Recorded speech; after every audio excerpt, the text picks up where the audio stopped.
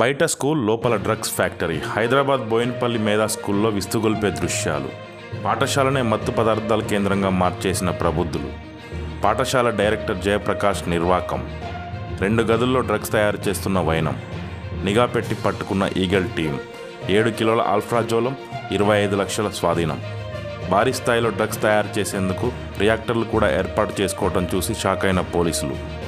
School మొదటి అంతస్తులో 8 రియాక్టర్ల గుర్తింపు. ఓవైపు పుస్తకాలు, మరోవైపు డ్రగ్స్, రసాయనాలు.